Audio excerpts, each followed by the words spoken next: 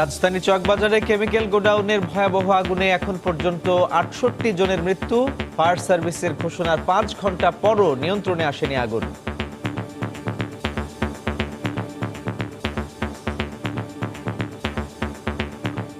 গাড়ির যে gas cylinder সূত্রপাত এবং সূত্রপাতের পরে চুরিহাট্টা মসজিদ সংলগ্ন ওয়াহেদ ভবনে ভয়াবহ আগুনের দৃশ্যপাত। এই ওয়াহেদ ভবনের নিচে সেখানে হোটেল ছিল, কেমিক্যালের দোকান ছিল।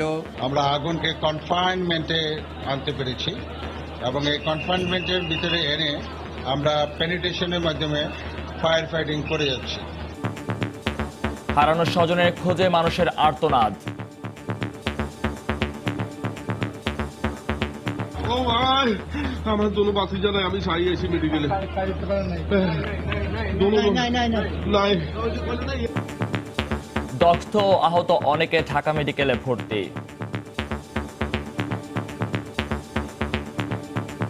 দেখছিলেন প্রধান শিরোনাম। সকালের সময়ের সঙ্গে আছি আমি মহিউদ্দিন মধু এবং আমি সাজিদ রাজু। এবার অন্যান্য শীর্ষ সংবাদ।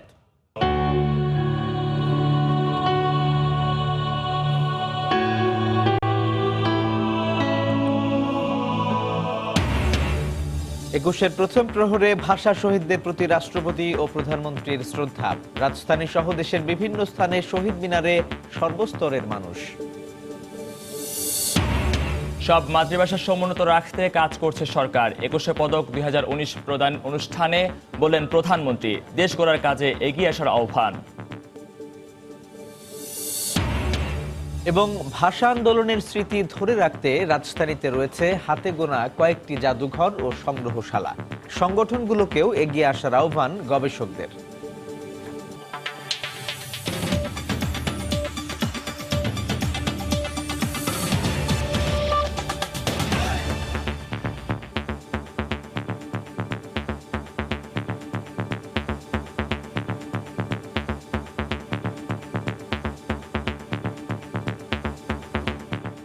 শুরুতে রাজধানীর চকবাজারে ভয়াবহ আগুনের খবর।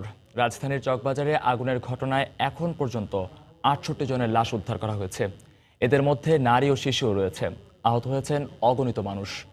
ফায়ার সার্ভিস বলছে, বিপজ্জনক ও দাহ্য পদার্থ থাকায় আগুন নিয়ন্ত্রণে বেগ পেতে হচ্ছে তাদের। ৯ ঘন্টার ফায়ার সার্ভিসের ৩৭টি ইউনিটের চেষ্টায় এখনও নিয়ন্ত্রণে আসেনি আগুন। দগ্ধ ও আহত অনেককে ঢাকা মেডিকেলে ভর্তি করা হয়েছে। বিস্তারিত জানাচ্ছেন তোহা খান তামিম। বুধবার রাত তখন ১০টা। অন্যান্য দিনের মতোই রাজধানীর চকবাজারের চুরিহাট্টা জামি মসজিদের গলিতে লেগে আছে যানজট। প্রত্যক্ষদর্শীরা বলছেন, হঠাৎ করেই বিকট শব্দে কেঁপে ওঠে আশপাশের এলাকা। মসজিদের পাশের ওয়াহেদ ভবন থেকে আগুন ছড়িয়ে পড়ে আশপাশের বেশ কয়েকটি বাসাবাড়ি সহ নন্দকুমার দত্ত সড়কে থাকা কয়েকটি খাবার হোটেলে। একই সাথে যানজটে আটকে থাকা বেশ কয়েকটি গাড়িতে আগুন ধরে যায়। ৪ তলা আবাসিক ওই ভবনটির নিচতলায় কেমিক্যালের গুদাম থাকায় আগুনের ভয়াবহতা দ্রুত বাড়তে থাকে। একের পর এক বিকট শব্দে কেঁপে ওঠে পুরো এলাকা। প্রচুর জ্যাম ছিল, আমার গাড়ি ব্রেক করেছিল। হঠাৎ এমন বিকট শব্দ আইলো, আর মনে করেন এখানে আগুন জ্বলে গেল। গাড়ির যে গ্যাস সিলিন্ডার সূত্রপাত এবং সূত্রপাতের পরে চুরিহাট্টা মসজিদ সংলগ্ন ওয়াহেদ ভবনে ভয়াবহ আগুনের দৃশ্যপাত। এই ওয়াহেদ ভবনের নিচে সেখানে হোটেল ছিল, কেমিক্যালের দোকান ছিল। আগুনের খবর পেয়ে দ্রুত ছুটে যায় ফায়ার সার্ভিসের প্রায় ৩৭টি ইউনিট। আগুন নিয়ন্ত্রণের চেষ্টার পাশাপাশি শুরু করে আটকা পড়াদের উদ্ধার কাজ। সরিয়ে নেওয়া হয় আশপাশের ভবনের বাসিন্দাদের। কিন্তু এলাকার সড়ক শুরু হওয়ায় ফায়ার সার্ভিসের কর্মীদের বেশ বেগ পেতে হয় উদ্ধার তৎপরতায়। আগুনের জন্য হ্যাজার্ড ম্যাটেরিয়াল, সবচেয়ে ডেঞ্জারাস ম্যাটেরিয়াল, সেই ডেঞ্জারাস ম্যাটেরিয়াল নিয়ে আমরা কিন্তু ফেস করতেছি, ফায়ার ফাইটিং করতেছি। সেই জন্য আমাদের যে আগাচ্ছি, অনেক টেকনিক এবং টেকনিক্স নিয়ে আমরা আগাচ্ছি। এর আগে ২০১০ সালে পুরান ঢাকার নিমতলিতে প্লাস্টিক কারখানায় ভয়াবহ অগ্নিকাণ্ডে ১২৪ জন মারা যান।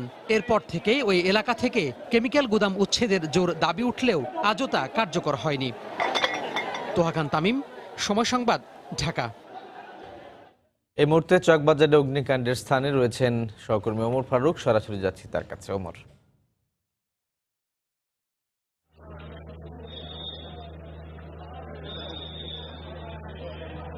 দিনের আলো স্পষ্ট হওয়ার সাথে সাথে অর্থাৎ সময় যত গড়িয়ে যাচ্ছে ততই আসলে গত রাতের যে আগুন লাগার ঘটনা, সেই আগুন লাগার পুরো দৃশ্য তার ভয়াবহতা আসলে সবার সামনে ততই স্পষ্ট হচ্ছে। সেটি যেমনিভাবে স্পষ্ট হচ্ছে সংখ্যায়, তেমনিভাবে সেই ভয়াবহতা স্পষ্ট হচ্ছে এখানে আসলে কি হয়েছে সেই দৃশ্য আসলে আগুন সেই দিনের আলো ফোটার সাথে সাথে সেগুলো আসলে দেখা যাচ্ছে। সময় বাড়ার সাথে সাথে সবশেষ যেই সংখ্যা আমরা পেয়েছি সেই সংখ্যা আমরা কিছুক্ষণ আগেই ফায়ার ব্রিগেডের যে এখানে তথ্য কেন্দ্র খোলা হয়েছে সেই তথ্য কেন্দ্রের তথ্য অনুযায়ী 69 জনের মৃতদেহ এখানে উদ্ধার করা হয়েছে। এবং দিনের আলো ফোটার সাথে সাথে আমি যেমনটি বলছিলাম যে সংখ্যার পাশাপাশি আলো ফোটার সাথে সাথে এই 5টি ভবন এবং এই চত্বরে কি ভয়াবহতা সৃষ্টি হয়েছিল তার কিছু আলামত, তার কিছু কঙ্কাল আমরা এখানে দেখতে পাচ্ছি। আপনারা যেই একটা গাড়ি দেখতে পাচ্ছেন এটি একটি প্রাইভেট কার এবং এই ধরনের আরো কয়েকটি প্রাইভেট কার এখানে আছে। এই ধরনের সিএনজি রয়েছে, রিক্সা রয়েছে, আরো বিভিন্ন ধরনের গাড়ি রয়েছে। এবং সেই সময়টাতে যখন এই বিস্ফোরণের ঘটনা ঘটে তখন এখানে প্রচন্ড যানজট ছিল এবং সেই যানজটের কারণে এখানে বেশ কিছু গাড়ি আটকা পড়েছিলেন। সেই গাড়ির সাথে সাথে পথচারী, সেই গাড়ির সাথে সাথে যাত্রী, চালক সবাই আটকা পড়েছিলেন। এবং আমরা প্রত্যক্ষদর্শীর সাথে কথা বলেছি এবং তারা আমাদেরকে জানিয়েছেন 15 থেকে 30 সেকেন্ডের ভেতরে যারা এই জায়গাটি ত্যাগ করতে পেরেছেন শুধুমাত্র তারাই এই ধ্বংসযজ্ঞ থেকে তারা প্রাণে বেঁচেছেন। আর যারা সেই সময়টুকু পাননি তাদেরকে এখান থেকে আসলে জীবন দিতে হয়েছে। এবং সেই মৃতদেহগুলোই গত রাত থেকে ফায়ার ব্রিগেডের কর্মীরা উদ্ধার করছেন, পাশাপাশি তারা আগুন আয়ত্তে আনা এবং নিয়ন্ত্রণে আনার কাজ করছেন। যেমনিভাবে এই যানবাহনগুলোর দৃশ্য কঙ্কাল দেখে ধারণা পাওয়া যায় যে এখানে আসলে মানুষ যারা ছিলেন তাদের উপর দিয়ে আসলে কি গিয়েছে, তেমনিভাবে এই পুরো এলাকার যে রাস্তা এবং তার ফ্লোর সেগুলো দেখলেও এবং ভবনগুলোর দিকে তাকালেও, আশপাশে তাকালেও কিন্তু আসলে তার নজির পাওয়া যায় যে আসলে কেন এই ঘটনা ঘটেছে। এই ফ্লোরগুলোতে যদি আমি তাকাই, আপনারা যদি দেখেন তাহলে প্রতিটি এখানে বিভিন্ন রকমের অগণিত বডি স্প্রের যে ক্যান, সেই বডি স্প্রের ক্যান রয়েছে, বিভিন্ন রকমের যে আপনার রাসায়নিক দ্রব্যের প্যাকেট, দাহ্য পদার্থের যে বিভিন্ন রকমের যে দাহ্য পদার্থ, সেই শ্যাম্পু, সেই লোশন থেকে শুরু করে বিভিন্ন রকমের যেই দাহ্য পদার্থ আমরা এখানে দেখতে পাচ্ছি এগুলি বিভিন্ন ফ্লোরে অগণিতভাবে সেগুলো এখানে পড়ে আছে। এবং সেগুলোই আসলে বলে দেয় যে এই বিভৎসতা, এই যে নির্মম যে আগুন লাগার ঘটনা, সেই আগুন লাগার ঘটনা কি আমরা দেখতে পাচ্ছি এখানে। আসলে সেগুলো এখানে দাঁড়ালে মনে হবে, এখানে কেউ যদি হঠাৎ করে দাঁড়ান এবং যদি তার কাছে খবর না থাকে যে এখানে একটি আগুন লাগার ঘটনা ঘটেছে, তাহলে তার কাছে মনে হবে যে এখানে একটি যুদ্ধ বিধ্বস্ত কোনো নগরে এসে তিনি এখানে আসলে দাঁড়িয়েছেন। চারিদিকেই আসলে ধ্বংসস্তূপ। আমরা বলছিলাম যে প্রাইভেট কার রয়েছে, ঠেলা গাড়ি রয়েছে, এখানে বাইক রয়েছে এবং এখানে রিক্সা রয়েছে, অগণিত যানবাহন রয়েছে। এবং এই যানবাহনগুলোই যে শুধুমাত্র এখানে এই কঙ্কাল দাঁড়িয়ে আছে তা নয়, বরং এই যানবাহনের যে প্রতিবন্ধকতা, সেই প্রতিবন্ধকতাকে ভেদ করে যারা এই জায়গাটি 10 থেকে 30 সেকেন্ডের ভেতরে ত্যাগ করতে পারেননি তাদেরকেই আসলে জীবনের চরম পরিণতির মুখোমুখি হতে হয়েছে। এবং সেই সংখ্যা এখন পর্যন্ত ফায়ার ব্রিগেডের পক্ষ থেকে আমাদেরকে জানানো হয়েছে, সেই সংখ্যা 69। আমরা ফায়ার ব্রিগেডের মাধ্যমে এবং গণমাধ্যমের মাধ্যমে গত রাত থেকে আমরা বলছিলাম যে 5টি ভবনে এই ভয়াবহ আগুন লাগার ঘটনা ঘটেছে। সেই 5টি ভবনের ভেতরে এখনো পর্যন্ত অনুসন্ধান, পুরোপুরি তল্লাশি এখনো পর্যন্ত চালাতে পারেননি ফায়ার ব্রিগেডের কর্মীরা। যে সংখ্যাগুলো এখন পর্যন্ত বলছেন সেই সংখ্যাগুলো মূলত এই রাস্তায়, এই যানবাহনে, এই রিকশায়, এই মোটর সাইকেলে, এই প্রাইভেট কারে আটকে পড়া কিংবা কোনো পথচারী কিংবা এখানে যে হোটেলের কথা আমরা বলছিলাম সেই হোটেলের কোনো নৈশভোজ উপভোগরত কোনো গ্রাহক, সেই গ্রাহকের হয়তো মৃতদেহগুলো এখন পর্যন্ত উদ্ধার করা হয়েছে। আমরা বলছিলাম যে এখানে একটি হোটেল ছিল, সেই হোটেলের নির্মম, সেই হোটেলের যারা আহার করছিলেন তারাও এই ঘটনার এই ভয়ঙ্কর নৃশংস যেই ঘটনা, আকস্মিক যেই ঘটনা, সেই ঘটনার নির্মম বলি হয়েছেন। আমরা দেখতে পাচ্ছি সেই হোটেলের চেয়ারগুলো চেয়ারের মতো পড়ে রয়েছে, ক্যাশ কাউন্টার পড়ে রয়েছে এবং এখানে এই পুরো সবাই ভোজন রসিক এবং অনেকে বলছিলেন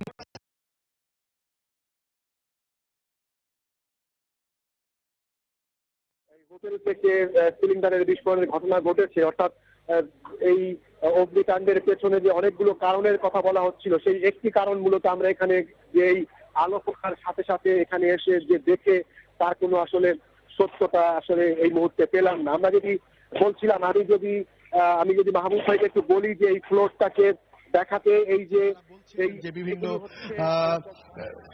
প্রত্যক্ষদর্শীরা যে এখানে এই হোটেল থেকে সিলিন্ডারের বিস্ফোরণের ঘটনা ঘটেছে, অর্থাৎ এই অগ্নিকাণ্ডের পেছনে যে অনেকগুলো কারণের কথা বলা হচ্ছিল, সেই একটি কারণ মূলত আমরা এখানে যে এই আলো ফোটার সাথে সাথে এখানে এসে যে দেখে তার কোনো আসলে সত্যতা আসলে এই মুহূর্তে পেলাম না। আমরা যেটি বলছিলাম, আমি যদি মাহবুব ভাইকে একটু বলি যে এই ফ্লোরটাকে দেখাতে, এগুলো হচ্ছে এরকম অগণিত বডি স্প্রের এরকম ক্যান বা এরকম ডিব্বা বা যাই বলি না কেন পাত্র, সেগুলো আসলে এখানে ছেয়ে আছে। এবং গত রাত থেকে আমরা যখন এখানে কাভার করছিলাম, আমরা দেখেছি যে ফায়ার ব্রিগেড যখন বলছিল যে এই পুরো আগুন তারা আয়ত্তে এনেছেন, অর্থাৎ আগুন আর বাইরে যাওয়ার কোনো সম্ভাবনা নেই, তারপরে এই ঘোষণার পরে রাত 3টায় এই ঘোষণার পরেও আমরা দেখেছি যে বিভিন্ন জায়গা থেকে বিকট শব্দ নানান সময় বেরিয়ে আসছিল। তখন ফায়ার ব্রিগেডের কর্মকর্তারা আমাদেরকে বলছিলেন যে এই সব বডি স্প্রে সহ অন্যান্য দাহ্য পদার্থের কারণেই এই শব্দগুলো হচ্ছিল। তো এই ছিল এখন পর্যন্ত আমার হাতে সবশেষ। চলে যাচ্ছি স্টুডিওতে। চকবাজার অগ্নিকাণ্ডের স্থান থেকে আমাদের সঙ্গে সরাসরি যোগ দিয়েছিলেন সহকর্মী ওমর ফারুক। সকালের সময় আরো থাকছে, কক্সবাজার উপকূলে এখন পুরোদমে চলছে শুটকি উৎপাদন। মানসম্মত শুটকি উৎপাদন বাড়লেও নেই সরকারি পৃষ্ঠপোষকতা।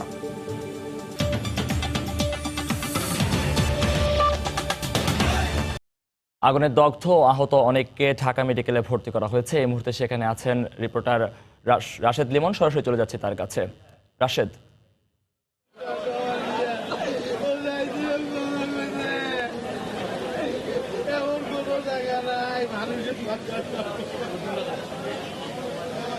মধু, আগুনের ভয়াবহতা আসলে যে কতখানি ছিল সেটি আসলে কিছুটা আঁচ করা যায় এই ঢাকা মেডিকেল কলেজের মর্গে এসে।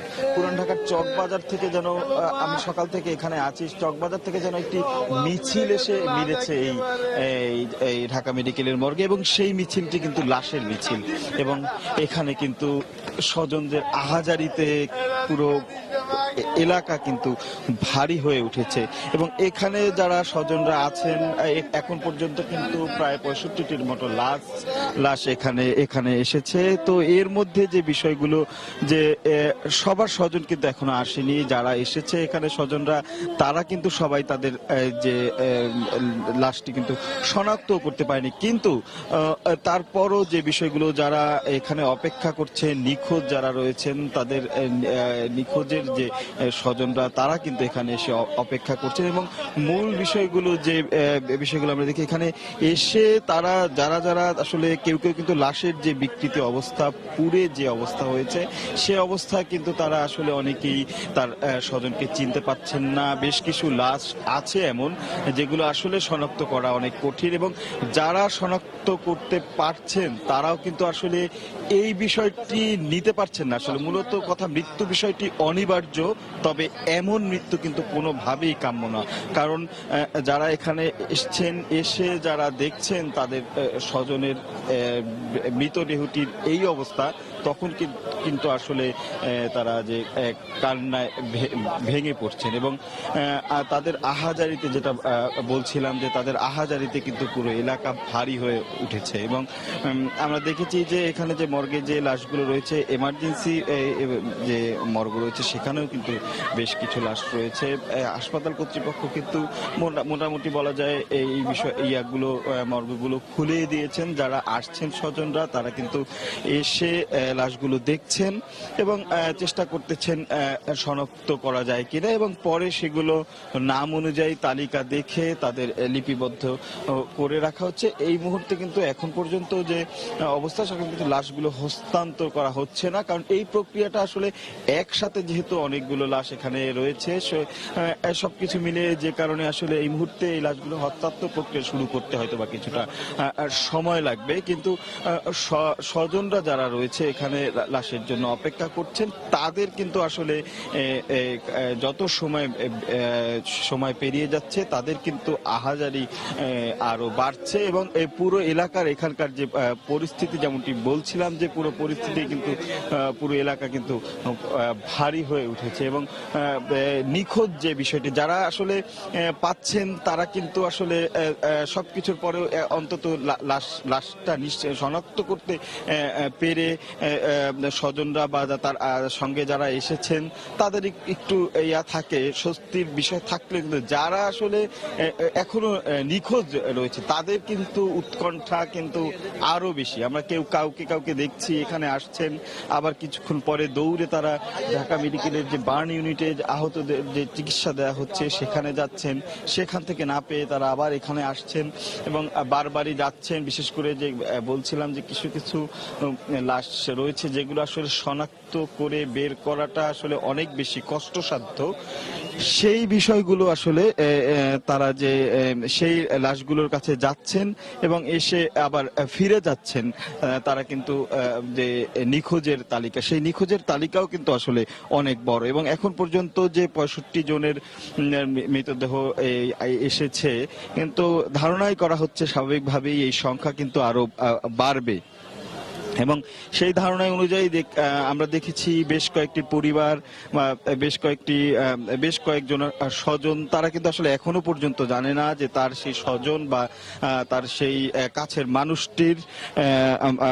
মানুষটির যে কি অবস্থা হয়েছে। এবং যে 68 মৃতের সংখ্যা এখন পর্যন্ত ফায়ার সার্ভিস ঘোষণা অনুযায়ী যে 68 জন করা হয়েছে, সেই 68 জনের কিন্তু সবাই কিন্তু এখানে সবার স্বজন কিন্তু আসলে এখানে এসে পৌঁছাতেও পারেনি। তার মানে আসলে যে অনেকের এমনও রয়েছেন যে পারিবারিক বিভিন্ন কাজে বা বিভিন্ন জায়গায় তারা কিন্তু ওখানে ছিলেন, তার পরিবার বা স্বজনরা কিন্তু জানে না যে তার কি পরিণতি ঘটেছে। এবং আমরা দেখেছি মতোই এখন যে দেখছেন ফ্রেমে, উনিও কিন্তু আসলে ওনার স্বজনের জন্য আহাজারি করছেন। ওনাকে কিছুক্ষণ আগেও দেখেছি আমি যে উনি কিন্তু বেশ কয়েকবার এখানে এসে মর্গে এর আগে খোঁজ করেছেন, পরে উনি আবার হাসপাতালে গিয়েছেন এবং শেষমেশ আবারও দ্বিতীয় দফায় উনি মর্গে ঢুকে কিন্তু উনি ওনার যে স্বজন তার লাশ শনাক্ত করতে পেরেছেন। এবং এখন এই যে বললাম যে লাশ শনাক্ত করার আগে বা চিহ্নিত করার আগে তাদের যে একটা আহাজারি বা তাদের যে একটা উৎকণ্ঠা, সেটা যেমন থাকে, তো এরপরে যখন তারা লাশটি চিনতে পারে, আসলে স্বজনদের মৃতদেহ যেমনটি বলছিলাম যে মৃত্যু জিনিসটি অনিবার্য, কিন্তু এমন মৃত্যু কোনোভাবেই কাম্য হতে পারে না। এবং যে কারণে আসলে তারা যে বিষয়গুলো বলছিলেন যে স্বজনরা আসলে যে বিষয়গুলো বারবার উঠে আসছিল পুরান ঢাকার, সেই বলতে গেলে যে তাদের মৃত্যুর সঙ্গে বা মৃত্যুর একটা শঙ্কার সঙ্গে তাদের নিয়মিত সহবাস করতে হয়। কারণ পুরান ঢাকার যে বিল্ডিং গুলো রয়েছে, আমরা এর আগে নিমতলির ঘটনায় দেখেছি যে তারা কিন্তু সেই দাহ্য পদার্থ বা রাসায়নিক পদার্থের সঙ্গেই বসবাস করেন। প্রতিটি বিল্ডিং এ এমন চিত্র দেখা যায় এবং এই অবস্থার পরিবর্তন দেখতে চায়, তারা এই অবস্থা থেকে বেরিয়ে আসতে চায়। হৃদয় নিংড়ানোর ভালোবাসা আর পরম মমতায় ভাষা শহীদদের প্রতি গভীর শ্রদ্ধা জানালো জাতি। 21-এর প্রথম প্রহরে পুরো জাতির পক্ষে ভাষা শহীদদের প্রতি শ্রদ্ধা জানান রাষ্ট্রপতি ও প্রধানমন্ত্রী। এরপরই শহীদ মিনারে ঢল নামে শ্রদ্ধা জানাতে আসা সমাজের বিভিন্ন স্তরের মানুষের। জীবন বিলিয়ে দিয়ে যারা প্রতিষ্ঠা করেছিল মাতৃভাষার মর্যাদা, সেই সব মহাত্মাদের বিনম্র শ্রদ্ধায় স্মরণ করছে জাতি। বিস্তারিত জানাচ্ছেন দেবাশিস রায়।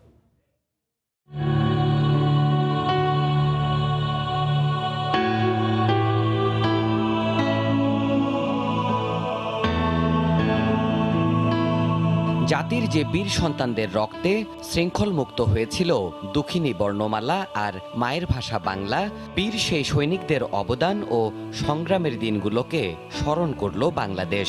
কৃতজ্ঞতার অর্ঘ্য নিবেদন করল বিনম্র শ্রদ্ধায়। আর তাই ২১-এর প্রথম প্রহরে জেগে উঠেছিল কেন্দ্রীয় শহীদ মিনার। পুরো জাতির পক্ষে ২১-এর প্রথম প্রহরে ভাষা শহীদদের প্রতি শ্রদ্ধা জ্ঞাপন করেন রাষ্ট্রপতি মোহাম্মদ আব্দুল হামিদ এবং প্রধানমন্ত্রী শেখ হাসিনা। শহীদ বেদিমূলে কিছু সময় নীরবতায় রাষ্ট্রপ্রধান ও সরকার প্রধান শ্রদ্ধা জানান ভাষার কারিগরদের। পরে কেন্দ্রীয় নেতৃবৃন্দকে পাশে নিয়ে শহীদ বেদিতে ফুল দেন আওয়ামী লীগ সভাপতি শেখ হাসিনা।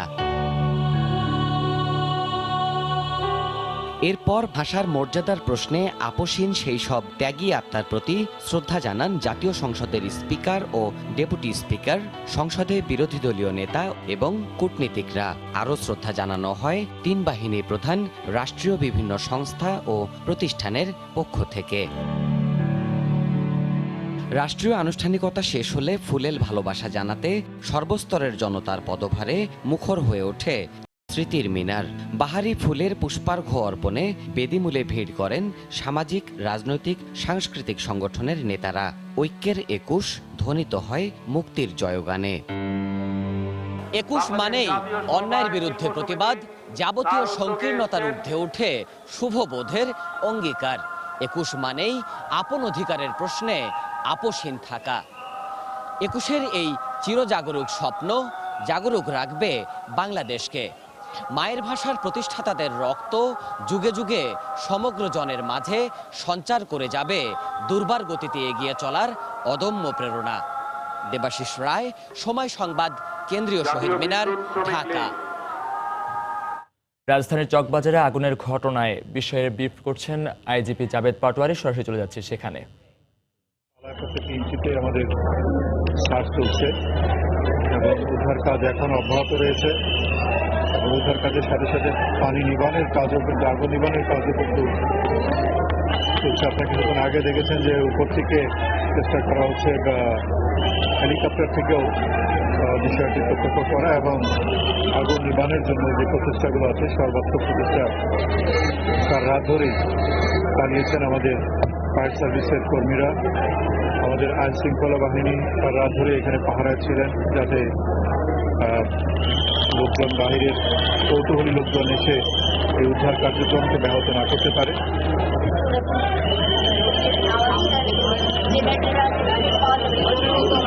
আমি তো আর জোরে বলতে পারবো না ভাই, এখন যেটুকু জোর আমার আছে তার চেয়ে বেশি জোরে তো আর বলতে পারবো না। আগুনের ভয়াবহতা যেটুকু হয়েছে, আমরা যেটুকু ব্রিফ পেলাম, যেহেতু এটা কেমিক্যাল, এখানে প্রচুর কেমিক্যাল গোডাউন রয়েছে আশেপাশে এবং যেই সকল বিল্ডিংয়ে অ্যাডজেসেন্ট বিল্ডিংগুলোতে কেমিক্যাল গোডাউন রয়ে গেছে, এখানে কেমিক্যালের বিভিন্ন উৎপাতি তৈরি হয় বলে আমরা দেখতে পেলাম এবং জানতে পারলাম। সুতরাং কেমিক্যালে আগুন হওয়াতেই এটাকে খুব তাড়াতাড়ি ছড়িয়ে যাওয়ার সম্ভাবনা ছিল এবং যে কথাটি আমি শুনেছি যে এখানে নিচে বেশ কিছু গাড়ি ছিল, যে গাড়িগুলোতে সিলিন্ডার ছিল, গ্যাস সিলিন্ডার, এবং একটি গাড়িতে এখানে পিকআপে অনেকগুলো গ্যাস সিলিন্ডার ছিল যেগুলো এখানে এসেছিল বিভিন্ন হোটেল, রেস্টুরেন্ট এবং অন্যান্য জায়গায় ডেলিভারি দেওয়ার জন্য। এই সকল কারণেই কিন্তু আগুনটা খুব দ্রুত ছড়িয়ে পড়ে এবং এটিকে নিভানো কষ্টকর হয়। এই জন্য আপনারা দেখেছেন যে এখানে আসার যে রাস্তাগুলো এটা খুবই সরু। এক, দ্বিতীয় কারণ হলো যে আশেপাশে পানির যে উৎসগুলো, আশেপাশে কিন্তু পানির তেমন কোনো উৎস নেই, কোনো পুকুর নেই, তেমন কোনো রিজার্ভার নেই যেখানে প্রচুর পরিমাণে পানির সাপোর্ট আমরা পেতে পারি। যেই জন্য আপনারা দেখেছেন প্রায় 39-40টা ইউনিট আপনাদের কাজ করেছে। বিভিন্ন জায়গা থেকে ইউনিটগুলো এসেছে এখানে এবং সম্ভবতভাবে ওনারা চেষ্টা করেছেন আগুন নিবারণের জন্য।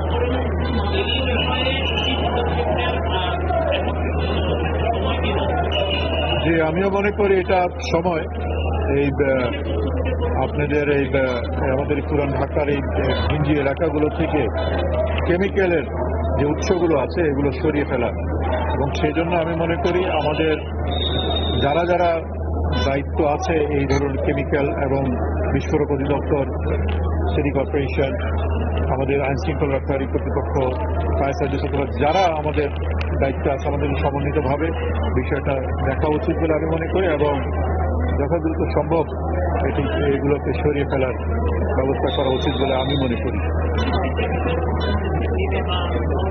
পুলিশ তো অবশ্যই সহযোগিতা করবে। আমি আগেই বললাম যে এর সাথে অনেকগুলো সংস্থা জড়িত আছে। সকল সংস্থাগুলো যদি মিলে একটা আন্তঃমন্ত্রণালয় বৈঠকের মাধ্যমে কর্মপদ্ধতি কি হতে পারে, কিভাবে এগুলোকে সরানো যেতে পারে, কোথায় সরানো যেতে পারে, এই সকল বিষয়গুলো যদি সামগ্রিকভাবে আমরা চেষ্টা করি আমি মনে করি এটা সম্ভব।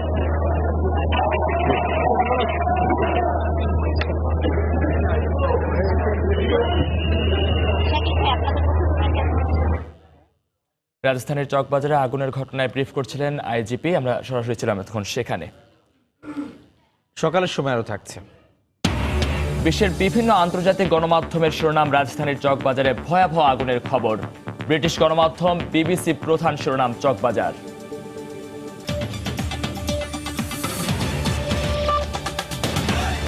ভাষা শহীদের প্রতি শ্রদ্ধা জানাতে কেন্দ্রীয় শহীদ মিনারে সর্বস্তরের মানুষের ঢল নেমেছে। এই মুহূর্তে সেখানে আছেন রিপোর্টার তরিকুল ইসলাম সৌরভ, যাচ্ছি তার কাছে। সৌরভ, হাতে ফুল আর হৃদয়ে অর্ঘ্য নিয়ে হাজারো মানুষ কেন্দ্রীয় শহীদ মিনারে। সকাল থেকে আমরা দেখেছি এই সংখ্যা ক্রমান্বয়ে বেড়েছে। রাত 12টার সময়ে রাষ্ট্রপতি, প্রধানমন্ত্রী, স্পিকার শ্রদ্ধা নিবেদনের পরে সর্বসাধারণের জন্য উন্মুক্ত করে দেওয়া হয়েছে। এরপরই আমরা দেখেছি অসংখ্য মানুষের উপস্থিতি, এটি ক্রমান্বয়ে বাড়ছে। আর আজকের যে বেদনার সুর সেটি কিন্তু নানাভাবেই বেজেছে। আমরা জানি যে চকবাজারের যে ঘটনা সেই বেদনার সুর কিন্তু এখানেও লেগেছে। যারা এসেছে তারা কিন্তু বলছে সেই ঘটনাকে স্মরণ করছে। 1952 সালের ঘটনাকে স্মরণ করে যেভাবে ব্যথিত হচ্ছে, নতুন করে আজকে 21শে ফেব্রুয়ারি রাতে যে ঘটনাটি ঘটল সেটি নিঃসন্দেহে তাদের মনেও নানাভাবে আলোড়িত করছে। আর 52 সালের সেই ঘটনা প্রবাহ বাঙালির হৃদয়ে যে অভিঘাত সৃষ্টি করেছিল সেটি আজও সমানভাবে তাদেরকে আন্দোলিত করে, এবং তারা বলছেন যে পুরোপুরিভাবে যেই 52 সালের যে চেতনা ধারণ করেছিলেন আজকে সেই চেতনা নবায়নের দিন, এবং সেটি নবায়ন করবার দিন এবং নবায়ন হয়। এবং আজ এই আমাদের পেছনে যে মিনারটি রয়েছে সেটি তো কনক্রিটের মিনার নয়, সেটি হৃদয় দিয়ে গড়া, রক্ত দিয়ে গড়া কনক্রিট। তাই কারণে শ্রদ্ধা নিবেদনের যে পর্ব সেটি শেষ, তার সাথে সাথে ফুলের সাথে সাথে হৃদয়ের অর্ঘ্যও মিশে থাকে। সব কিছু মিলিয়ে এইখানকার যে অবস্থা সেটি যদি বলতে হয় ক্রমান্বয়ে সাধারণ মানুষের সংখ্যা বাড়ছে, ফুল নিয়ে সাধারণ মানুষ আসছে। তো সব কিছু মিলিয়ে এই ছিল আমার কাছে থাকা এখানে থাকা সর্বশেষ খবরাখবর। Chemical Hazard material is a big challenge আমাদের জন্য। বৈদ্যুতিক ওয়ারিং এখানে এলোমেলো, এটা নেকেড ওয়ারিং যেটা বলে। তো সব কিছু নিয়ে এখানে একটা ডেঞ্জারাস পরিস্থিতি সৃষ্টি হয়েছে। তো এর থেকে পরিত্রাণ পাওয়ার জন্য সরকার তো যথেষ্ট পরিমাণে চেষ্টা করে যাচ্ছে, বাট সবার সদিচ্ছা থাকতে হবে, তা না হলে পরে এটা কোনোভাবে সম্ভব না। প্রত্যেকটা ডিজাস্টার শুধু মানুষকে মারে না, এই ডিজাস্টার কিন্তু একটা ভালো লেসন দেয় যে গতকাল রাত্রে যে ডিজাস্টারটা, এটা কিন্তু ভালো একটা লেসন দিছে এবং গুড নিউজ দিয়েছে এবং একটা সুন্দর নিউজ দিয়েছে, ভালো একটা নিউজ দিয়েছে এবং ওয়েক আপ কল দিয়েছে যে তোমরা সতর্ক হও, তা না হলে পরে ভবিষ্যতে এর চেয়ে বড় জিনিস আসতেছে। তো আমাদের সেটা নিয়ে কাজ করতে হবে। মিডিয়া ভাই আপনারা আছেন।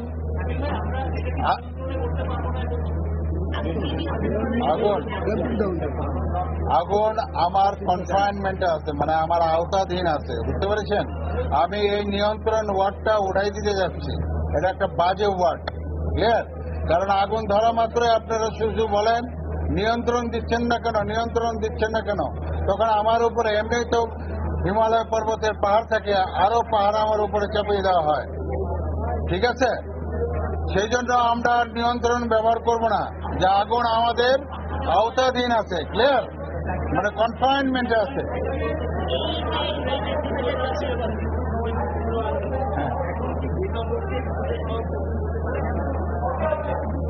হ্যাঁ, ইউ আর ট্রু। যেগুলা হাইলি বার্ন হয়ে গেছে তাদের কিন্তু বডি আইডেন্টিফিকেশন ভেরি ডিফিকাল্ট হবে। এই ক্ষেত্রে আপনার অ্যান্টিমর্টাম এবং আপনার হলো যে পোস্টমর্টম, ডিএনএ, সিজিএম এখানে খুব দরকার হবে। কারণ কোনো বডি এখানে কিন্তু বোঝা যাচ্ছে না, চেহারা কিন্তু বোঝা যাচ্ছে না, অনেকের অঙ্গ উড়ে গিয়েছে এক্সপ্লোশনে। তো এগুলো আইডেন্টিফিকেশনের জন্য অনেক কিছু তথ্য দরকার হবে, যেটা ডাক্তার যারা আছেন, বডি আইডেন্টিফিকেশন যারা আছে, তারাই এগুলো করতে পারবে। এবং আমরা চেষ্টা করে যাচ্ছি যে অনেকগুলো ডেব্রিজ আপনারা দেখছেন, এখানে জিনিসপত্রের ডেব্রিজ দেখছেন, এগুলো করে করে আমরা বের করার চেষ্টা করছি যে এখানে কোনো দেহাবশেষ আছে কিনা। তো আপনাদেরকে একটু বলে দিতে চাই যে লাস্ট টুকরো পর্যন্ত থাকতেও আমরা এই জায়গা স্থান ত্যাগ করব না। ওকে, এখানে মাল্টি হ্যাজার্ড, যেমন এখানে যদি বলেন যে গ্যাস ছিল কিনা, গ্যাস ছিল, কি ধরনের গ্যাস ছিল? এলপিজি গ্যাস ছিল, এলএনজি গ্যাস ছিল, তারপরে ন্যাচারাল গ্যাস ছিল, তারপরে ইলেকট্রিক্যাল হ্যাজার্ড ছিল, কেমিক্যাল আইটেমগুলো ছিল, ঠিক আছে? কেমিক্যাল আইটেমগুলো এখন বলা যাবে না। এখানে যেমন প্লাস্টিক আইটেমগুলো আছে, প্লাস্টিক যে প্রডিউসার যে আইটেমগুলো আছে, বডি স্প্রের যে আইটেমগুলো আছে, এগুলো থিনার জাতীয় থাকে, তারপরে অনেক পেট্রোলিয়াম জাতীয় জিনিসপত্র এখানে থাকে, লোশনের যে এগুলো সব all over cosmetic chemical item, যেগুলো হয়তো এদের কাছে আমরা এমএইচডিএস নিয়ে আপনাদেরকে বলতে পারবো কি ধরনের কেমিক্যাল এখানে ইউজ করা হতো, সেটা আমরা বলতে পারবো। কিন্তু না বলে তো, না জেনে তো এটা পড়া আমার জন্য একটু ডিফিকাল্ট হবে।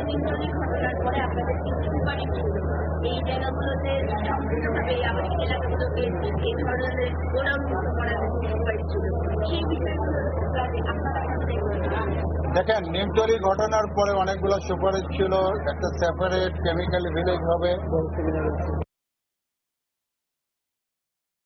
চকবাজারে আগুনের ঘটনায় সাংবাদিকদের ব্রিফ করছিলেন ফায়ার সার্ভিসের মহাপরিচালক। আমরা সরাসরি যুক্ত ছিলাম সেখানে। দেখছেন সকালের সময়। আবারও চলে যাচ্ছে চকবাজারের অগ্নিকাণ্ডের খবরে। ঘটনাস্থলে আছেন রাশেদ বাপ্পি, সরাসরি চলে যাচ্ছি তার কাছে। রাশেদ,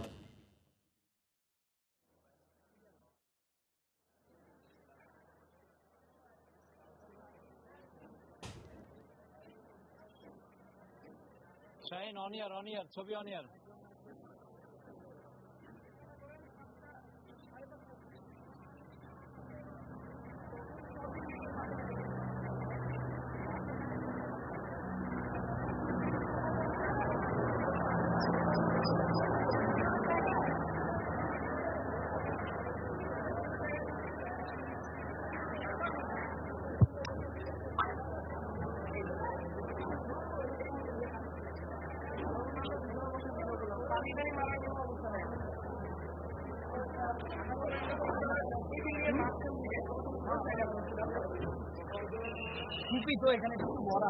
এ যেন এক মৃত্যুপুরী, এ যেন এক যুদ্ধ বিধ্বস্ত নগরী। এটাকে শুধুমাত্র আমরা শুধু নিছকে একটি অগ্নিকাণ্ডের ঘটনা বললে কিন্তু ভুল হবে। এটি বড় ধরনের একটি বিস্ফোরণ না ঘটলে কিন্তু এত হতাহতের ঘটনা ঘটে না। আমি একটু, দর্শক আপনারা হয়তো দেখতে পাচ্ছেন, ঠিক এই জায়গাটাতে অনেকগুলো যানবাহন কিন্তু পড়ে আছে, রিক্সা বা পিকআপ, বিভিন্ন মোটর বাইক অনেক কিছুই কিন্তু পড়ে আছে, ঠেলা গাড়ি পর্যন্ত পড়ে আছে। অর্থাৎ এটুকু আন্দাজ করা যায় যখন আগুন লাগে, আগুন লাগার পর শুধু এটি আগুনই ছিল না, এটি বড় ধরনের একটা বিস্ফোরক, একটি বড় ধরনের বিস্ফোরণের ঘটনা ঘটেছে। আর ঠিক এই কারণেই ঠিক এই কারণেই আগুন লাগার পরে কেউ কিন্তু নিস্তার পায়নি আগুন থেকে। অর্থাৎ রাস্তায় যারা ছিল, যারা ঘরের ভেতরে ছিল, আবদ্ধ রুমে ছিল, তাদের প্রাণনাশের একটি বিষয় থাকতে পারে, তারা টের পায়নি। কিন্তু যারা সড়কে ছিল তারাও কিন্তু এই মৃত্যু থেকে বাঁচতে পারেনি, রেহাই পায়নি। আমরা দেখতে পেয়েছি যে এই যে রিক্সাগুলো দেখা যাচ্ছে, যে যানবাহন দেখা যাচ্ছে, এই যানবাহনগুলো সরিয়েও কিন্তু মরদেহ বের করা হয়েছে, আমরা সেটি কিন্তু সকাল থেকে দেখতে পাচ্ছি। সুতরাং বলা যেতে পারে এটি নিছকই একটি অগ্নিকাণ্ডের ঘটনা নয়, এটি বড় ধরনের একটি বিস্ফোরকের ঘটনা, এবং এই ঘটনা থেকে রেহাই পায়নি এখানকার সড়কটি যারা ব্যবহার করছিলেন তারাও।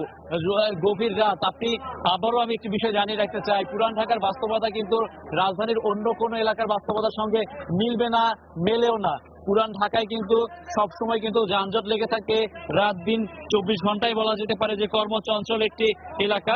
এবং এই এলাকায় যখন এই বড় ধরনের অগ্নিকাণ্ডের ঘটনা ঘটেছে, বড় ধরনের বিস্ফোরণের ঘটনা ঘটেছে, তখন যতটুকু হতাহত হওয়ার উচিত ঠিক সেরকমই হতাহত হয়েছে। যদিও এই বিষয়টি অনাকাঙ্ক্ষিত হত্যাকাণ্ড, এটা আসলে আমি অনেকের সাথে কথা বলেছি, অনেক সাধারণ মানুষের কথা বলেছি, তারা কিন্তু এটাকে নিছকই একটি দুর্ঘটনা বলতে তারা নারাজ। অনেকে বলছেন এটা হত্যাকাণ্ড, কারণ দিনের পর দিন সাধারণ মানুষের কিন্তু দাবি ছিল যাতে এই যে পুরান ঢাকা থেকে যাতে কেমিক্যালের যে গোডাউনগুলো রয়েছে সেগুলো যাতে সরিয়ে আনা হয়, কিন্তু সেগুলো সরিয়ে আনা হয়নি। আর আগুন লাগার পরে সেই কেমিক্যালের যে পদার্থগুলো রয়েছে সেগুলো কিন্তু আগুনের মাত্রা আরো বাড়িয়েছে। সুতরাং সকালের সময়ের শীর্ষ সংবাদগুলো জানিয়ে দিচ্ছি আরেকবার। রাজধানীর চকবাজারে ভয়াবহ আগুনের ঘটনায় বাড়ছে মৃত্যুর মিছিল।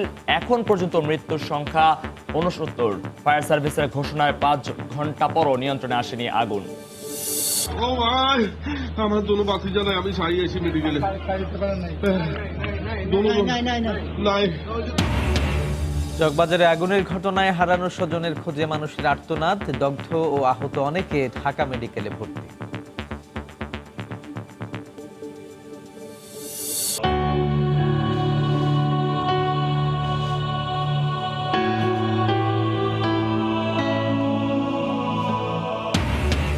একুশের প্রথম প্রহরে ভাষা